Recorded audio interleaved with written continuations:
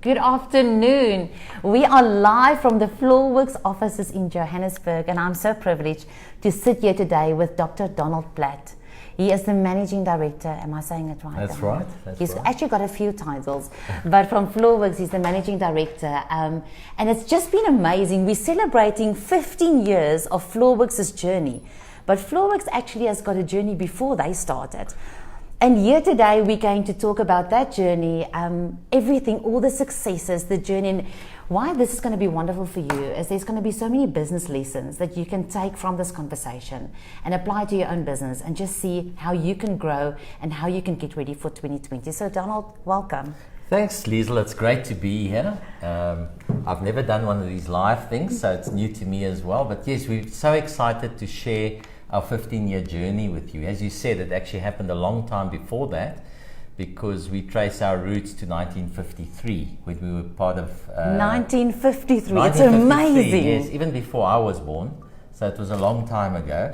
And I'm happy to hear that, even before I was born. That was the Mali journey. And in 2004, we bought the flooring business out of Mali, and that became Floorworks.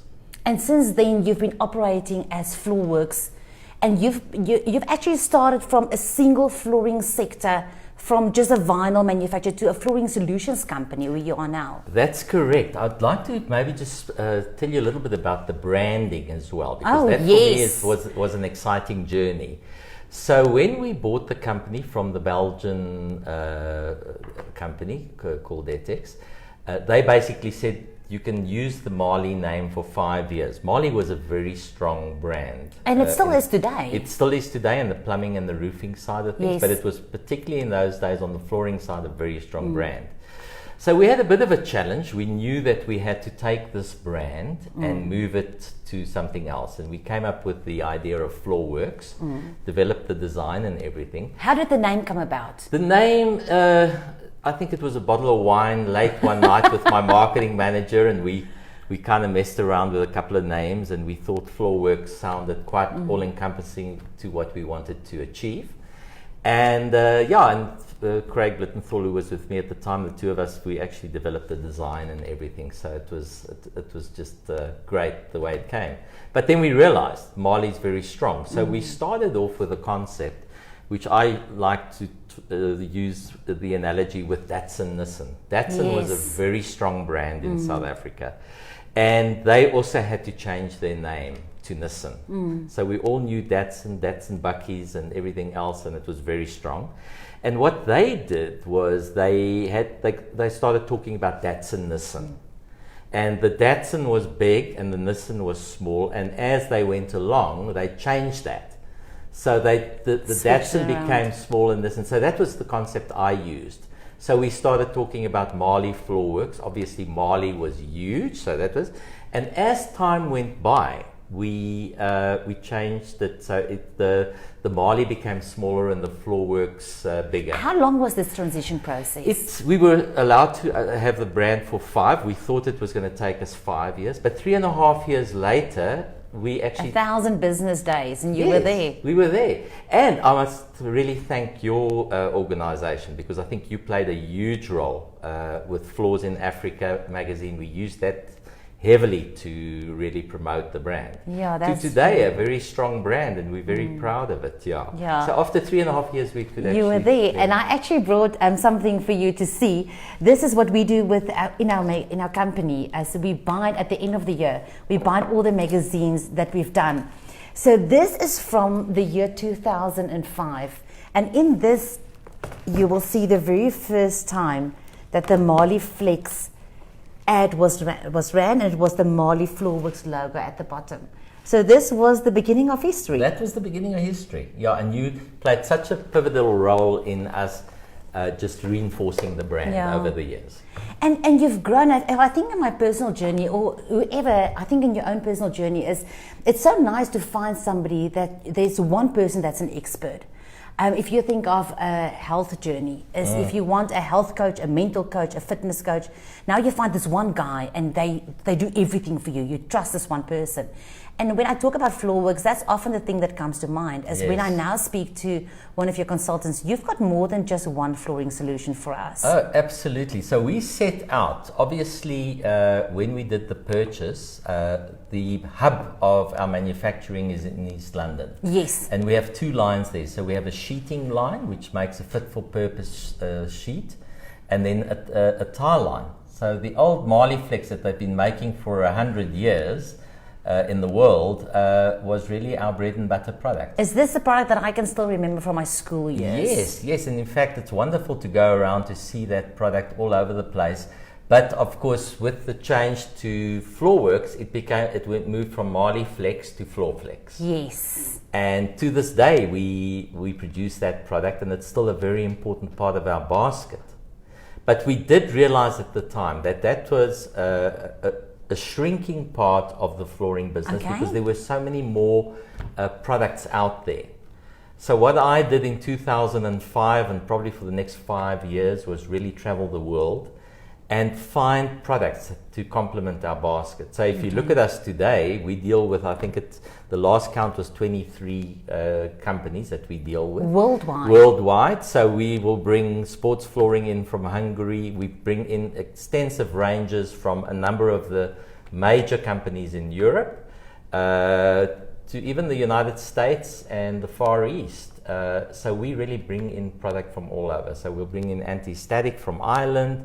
Transport flooring, we represent one of the biggest companies in Europe, in South Africa on transport, which is a big... and then of course in the healthcare space, we have so many products for different applications. So our product is still very much used, particularly in government installations, but in private healthcare, we have access to probably 15 or so products that we can take into that space.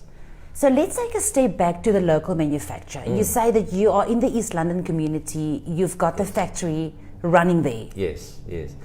Yes, so it's an interesting thing. People say, well, why East London? I mean, you're 1,000 kilometers from your main market. Absolutely.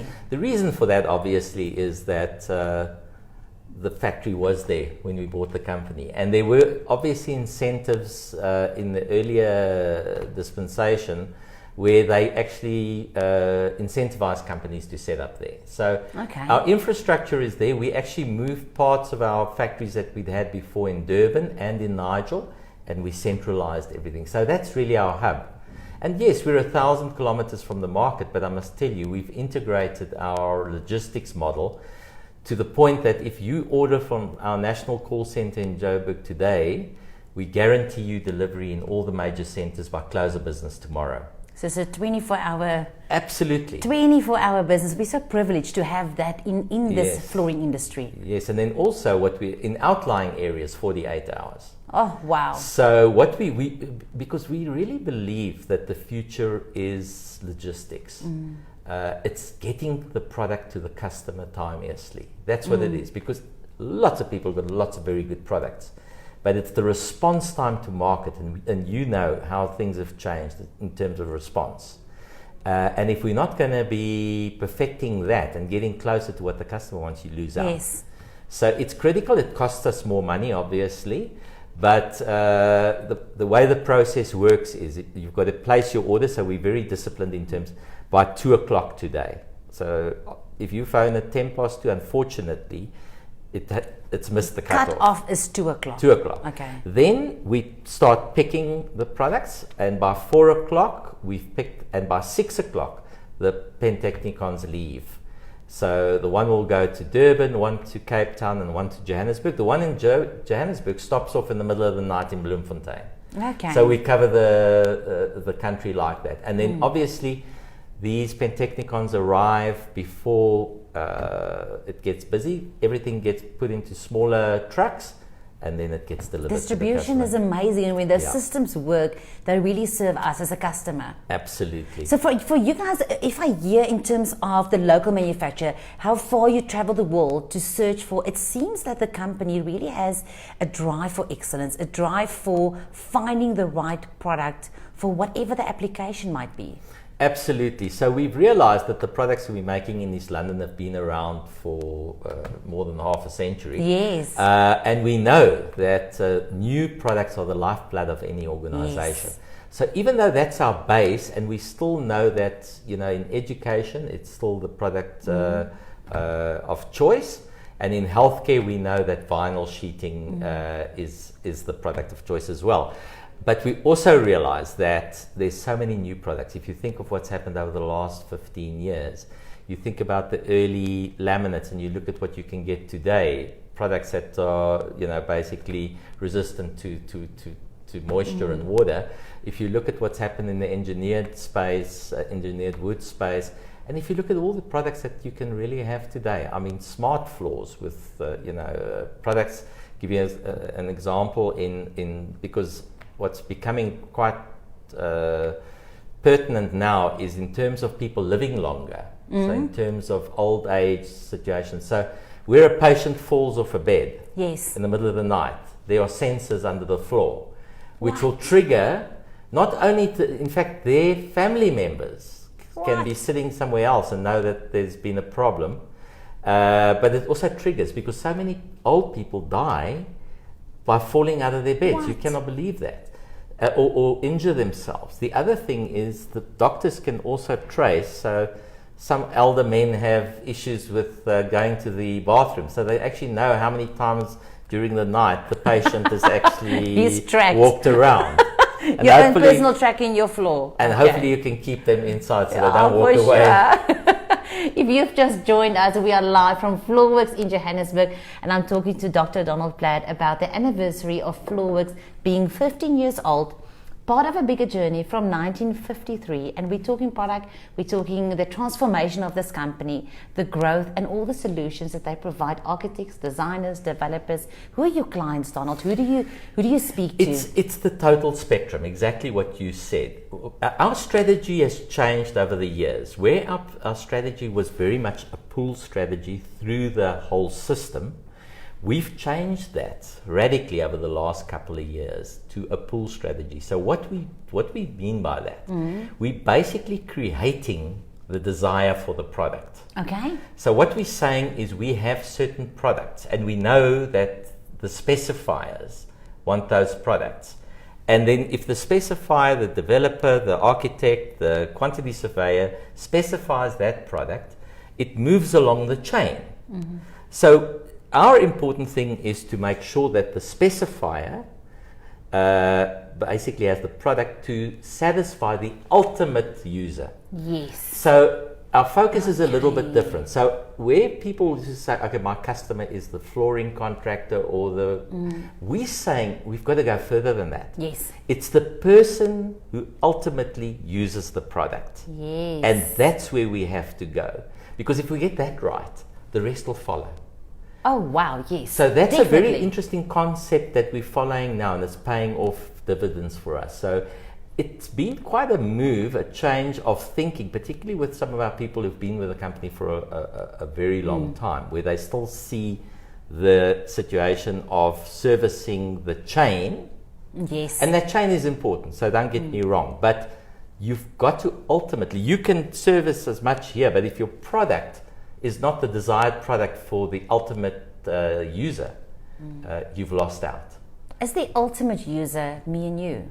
Yes, so let's take, obviously in a domestic situation, we know who that is. But we've also got to realize in terms of the architect is working with a client. Yes. And that client has got certain needs and requirements. So what we have to build into the product, we have to understand the ultimate client. Because let's also be honest, architects and specifiers are very busy people. Yes. And we tend to think they just specify floors. But they've got to worry about the ceiling, they've got to worry about the walls, the paint. So much more than just flooring. Exactly. And that's the situation. So what we also want to do, because let's be honest, in life, you've got to solve problems. So we want to take a problem away from the specifier. So he knows ultimately that if he deals with us, he's getting cutting edge because we're out there all the time. And that he knows that we're going to be around. Wow. So that's also very critical. Because in today's age, we just see people come and go, whatever. We committed to this market. It seems like you're saying that the company's got a lot of flooring solutions, but you understand the needs. So you're a needs solution company. Absolutely. I like that because that's exactly what it is. Because you've got to identify what those needs are and where the trends are. So in our marketing department, our marketing director, in fact, is passionate about trends. And she actually looks ahead. And we try and fit that in. Obviously, it's not a direct match always, but you can pick up. And we do tend to, maybe the lag between Europe and ourselves is actually becoming smaller and smaller. Yes, absolutely. So we're finding now that, where we said in the past, I thought 4 or 5 years, it's not that long. It could be 6 months to a year, and it's here. Because of access to information and technology and everything else, it's there, and you've got to be on top of it. Absolutely. That makes a whole lot of sense. Local manufacturing in East London, you've done it for a lot of years now. How does that impact a community? Yeah, it's very close to our heart because people often say to me, but why do you still have a factory? Yes. Does it still make economically sense? You can buy product from all over the world, probably cheaper than you can manufacture it. But we believe that the factory is the heart of our organization. And our organization is really built around people. The products are important, the processes, but the people in the organization are so important. I'll give you an example. East London, where we are based, is the poorest province in the country. Unemployment is shocking there. So for every job that we create in the factory, we estimate between 8 and 10 people are influenced by that. Wow. So effectively, that person looks after 8 to 10 people. And that is why manufacturing for me is so important. And unfortunately, what's happened in the last 20 years, we've seen so many manufacturing facilities closed down. And I was very encouraged a little while back to sit with some very influential and senior people in government, where I think we've often spoken about local, buy local, local manufacture. Yes. But it hasn't really taken off. Yeah. But I have a very strong sense that the government is very serious about that. We do know that the Auditor General recently put out a directive to say that if there is a local product available, he's going to be very harsh with people within the departments that actually go and purchase outside the country when there's a local option available. Unless, of course, there's other strategic reasons for doing certain things.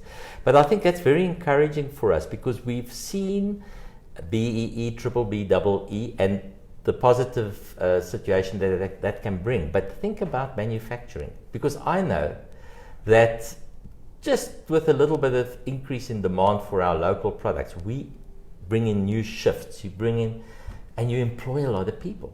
Because that's it. Manufacturing employs people. Services and that don't really employ a lot. And I think where people sometimes also lose it is they think because there's a local office that it's a local product. It's not. Is it actually manufactured in South Africa? That's why we're very passionate. And I am a firm believer that as long as I'm heading this company, we will have a factory in East London. In East London. Yeah. That's amazing. If you are somebody that buys local, I just want to applaud you as the viewer because the power is in each and every one of us. We often have, well, not often, but some of us might have an opinion if the quality of local is as good as the quality of international. Now you're traveling the world, you're importing from 23 different factories. Yes. Where are we in terms of manufacture quality and product in comparison? That's such a good question because I think it's just built into us that we tend to think that if something is imported, it's got to be better. Yeah. And that is not the truth. Some of the best products are made in South Africa, and I can just allude to the automotive industry. The quality of cars that are being built in South Africa at the moment are of the best in the world. The factories, the East London Mercedes factory has won I don't know how many awards for being the best factory in the world for Mercedes-Benz. What? And we tend to forget about that. So we can do it. We certainly have the expertise, we certainly have the technology, and we have the people. But what is it? It means skilling. upskilling people for those jobs. And that's, I think, where these international automotive companies have done it so well. They ingrain that into the local population. And I remember many years ago, I was on the board of the Institute of Marketing Management's industrial division. And on that particular board sat the chief executive at that time of VW. And he explained what they have to do to get people in Uitenhage to build world-class motor cars. And part of that was uplifting of people, because we can't expect people to operate first world and understand what goes into building something from a first world quality perspective if you don't have, in those days it was electricity. Yes. And that was one of the first things he said, the people that work for VW will have electricity. So I'm going back 30 years now, but those are the type of concepts. So your people are so important. And I think that's where it starts. Yeah. And understanding the vision, understanding the future. Absolutely. Amidst difficult circumstances that we often have in South Africa. But we are world champions. So I mean, like... Well, by the way, we've got to bring that in. I think fantastic. Thank you for that. Because I really believe that we needed something like the Rugby World Cup to be a catalyst to get us all going again. Yes. Do you agree with that? I agree with that. We just mustn't shoot ourselves in the foot again, because we're the world champions. We're the world champions.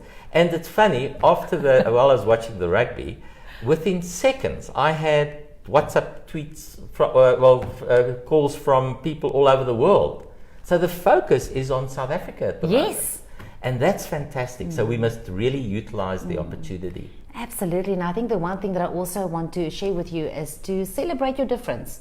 In South Africa, we have got many challenges. Yes. But celebrate this difference that you've got, because this is what makes us unique and this is what makes us resilient. And there's always room for growth. There's always room for improvement. Absolutely. And the diversity is very close to my heart, because exactly what you're saying. You know, we're all made differently, but there's a reason for it. Imagine if we were all the same. It would be very boring. So it's exciting. In our organization, what's very exciting is, on our board, we have a diverse board now. And it's interesting that we're getting from a gender point of view. Yes. We are seeing so many women coming to the fore and getting into very senior positions in the organization. Finally. Oh. I don't know why it took so long. Yeah. But so you're going to love it forever. So diversity, I think, we need to embrace it. We mustn't see it as something that's, we're forced to do. Diversity is brilliant. We really have to take it on, because it'll change your organization. So in closing, I want to talk about business lessons. So take out your pens, or for the baby boomers and the Generation X, and for the millennials, take out your tablets. But capture lessons, because when a company transitions, they have successes. And they have things that they know they've done right. So Donald, I want to ask you to share with us. Tell us about these successes. Tell us why 15 years later we've got Floorworks established. What made this journey possible? Yeah, I think it's great when we sit here and we think about 15 years, but it's not always, easy. Let's be quite honest. There's always challenges. And if we had to spend some time now, I can tell you about the very difficult things that happen. But those challenges can be overcome. I think that's the important thing. So the fact that you have issues that happen in your organization, that are not always fantastic. How do we manage it? What's our attitude when that happens? And the other thing is, the only thing that we really can be guaranteed of is change. So when we wake up in the morning, every day I can't take it for granted that it's business as usual, because we have to be aware that business is changing, and it's changing so rapidly now. Now I've been in business for 35 years. And the last 5 years, it's just almost, you can't believe how it changes. So we can't sit and say, okay, we're going to do business the way it is. So every day I say to my staff, let's look at it and how can we do things differently. Now, it's not change for the sake of change, because that's also stupid. But you've got to be aware, you've got to be tuned, you've got to be in the present. That's why mindfulness is also very Yes. important, because we can sometimes be here but not be here. So we've got to be aware of that, and don't be scared of that, and be prepared to also, you know what, the wonderful thing is, my dad taught me one very important lesson. He says, surround yourself with the best people. Don't be scared. That's so Some true. people are scared to bring someone into the organization who might be better than them. You know what? They're just going to lift you up. Yes.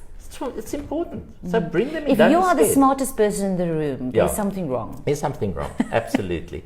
And they bring different skills and different perspectives. And now, all the different generations that we see. So, you know, there's experience when you've been around for a while, but if you look at the wonderful, and they are different, and we've got to accept it. But bring that positivity of that to because they're also going to make you aware of what the disruptors are going to be in the future. Yes. Because Yes. that is something as well, you know. What's this industry going to look like in 5, 10, 15 years? We're sitting now basically and saying, we've just had a management strat session where we've said, okay, it's very difficult to think what the company is going to look like in 15 years. But let's just break it down to 5 years. Yes. And then maybe down to 1 year and see what we can do. What do we have to do? And stop doing things that don't add value. It's very difficult when you think you just have to do. We don't want busy fools. Yes. That is very important, okay? Because you get a lot of people, they're so busy, but they go get home at night, they don't know what they did, but they were busy. That's not what we want. We want output. We want productivity. And, you know, and that's why I say also, you know what, some people in our organization, they're very productive once they put the kids to bed at night. And then the mails start going through. So we've got to also be as far as we can. That doesn't mean you can do it everywhere. Yes. But be more progressive in terms of people's situations and where they could be and where they could be operating from. But obviously that's not a check to lie in bed till 10 o'clock in the morning. It's output. So it's very important to look at your organization differently and say, how can I get the most productive day out of the people that I have? And so going forward, you've got plans in place for 5 years, right down to tomorrow.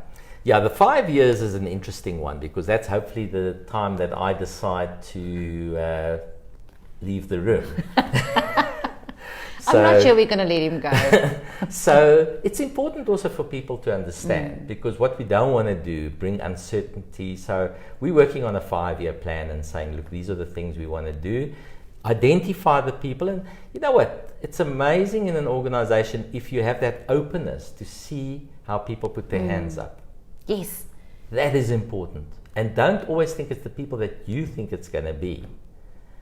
It sometimes comes from the side, and it's interesting to see. And also through difficult times, companies go through, economies go through difficult times. It's in those times that you see the people that really put the extra bit in, and it's amazing. So we've been through a difficult period. We fortunately can say we're seeing so much positivity. It's going to take time. Yes.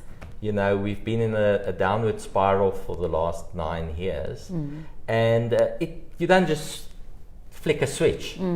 But if we look at what's happened in the last 18 months, I think we can be very confident that the future will be bright. So have you seen a turnaround in terms of Floorworks? Yes, so we have, there's 2 things that have happened. First of all, we've become a lot hungrier and aggressive in the marketplace. Yes. So I think because we'd been at one stage in the old Mali, we were the biggest, and You were just order takers. We were there was a period. There was a period like that. Not in my time, unfortunately. But yeah, I think people, what we're finding now is this, you know, that we realize I always say to my people, you've got to go where the action is. Yes.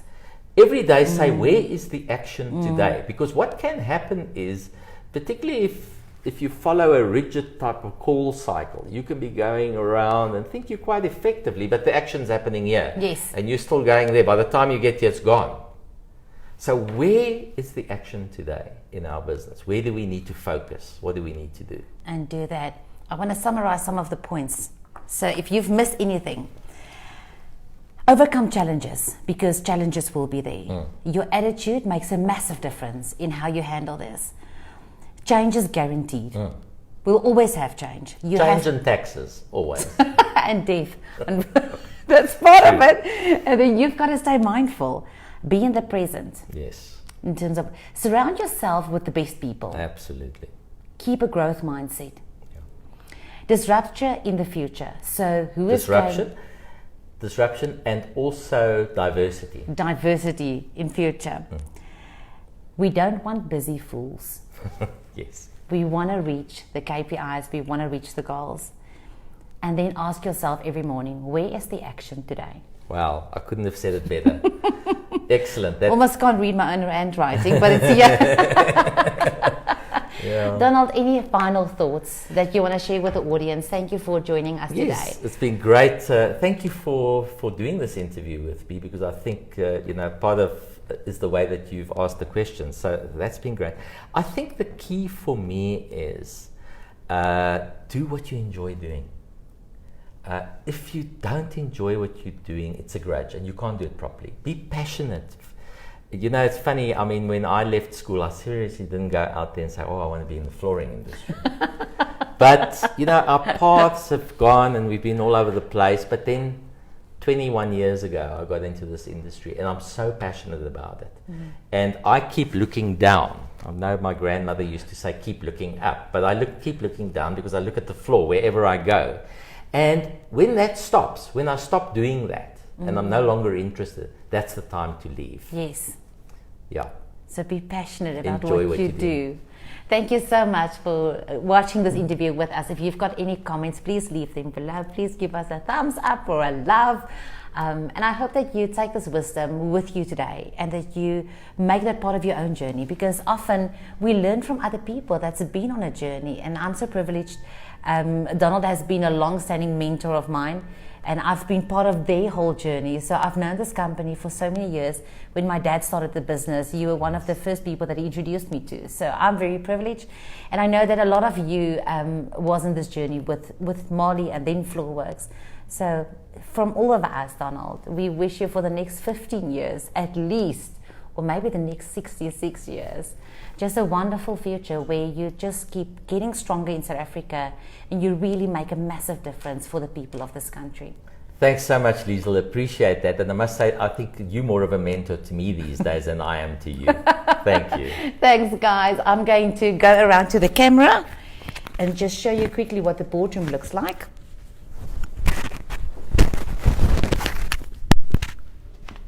So we're in the boardroom at the moment, and you'll see here they've got their screens up. And the screens up here, they've got all their conferencing going on, and then they've got the big table, and obviously a very good coffee and tea station with the great Nelson Mandela over there. But thanks again for tuning in, and we'll be in touch again soon. Bye.